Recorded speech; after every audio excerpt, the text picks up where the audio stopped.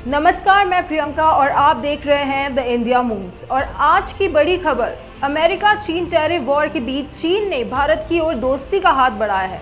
2020 की गलवान झड़प के बाद रिश्तों में जो खटास आ गई थी, अब वह धीरे धीरे मीठी होती जा रही है। सवाल यह है कि क्या चीन वाकई भारत से दोस्ती करना चाहता है या फिर ये सब अमेरिका से बिगड़ते व्यापारिक रिश्तों का एक डिप्लोमेटिक बैकअप प्लान है।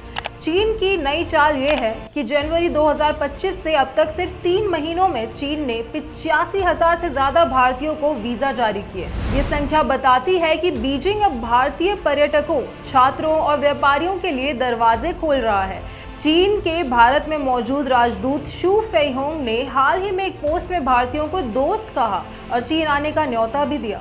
उन्होंने लिखा, चीन एक खुला, सुरक्षित और दोस्ताना देश है। हम चाहते हैं कि ज्यादा से ज्यादा भारतीय नागरिक आएं और उसे करीब से देखें। ये वीजा इनिशिएटिव चीन की बदली सोच का हिस्सा है। पहले जहां ऑनलाइन अपॉइंटमेंट, बायोमेट्रिक और लंबी प्रक्रिया थी, वहीं अब चीजें काफी आसान हो गई हैं। वीजा फीस भी घटा दी गई है और टूरिज्म को बढ़ावा देने की हर मुमकिन कोशिश की जा रही है। लेकिन सवाल ये उठता है कि ये बदलाव आखिर क्यों?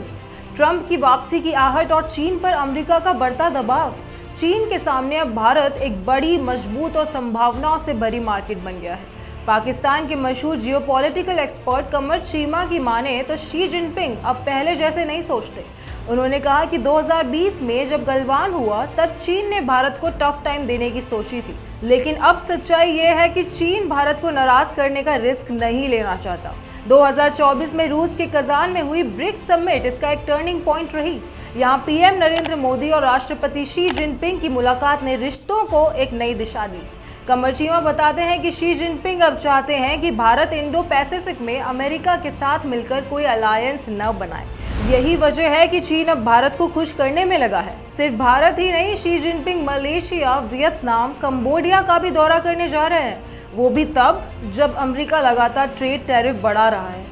चीमा के मुताबिक चीन नहीं चाहता कि अमेरिका की अगुवाई में उसके खिलाफ कोई बड़ा मोर्चा खुले, इसलिए अब ड्रैगन कूटनीतिक नरमी दिखा रहा है। अमेरिका में ट्रंप की वापसी की चर्चाओं के बीच चीन को डर है कि नई सरकार आने पर टैरिफ वॉर और तेज हो सकती है, इसलिए बीजिंग अब भारत को एक रणनीति विकल्प के तौर पर देख रहा है।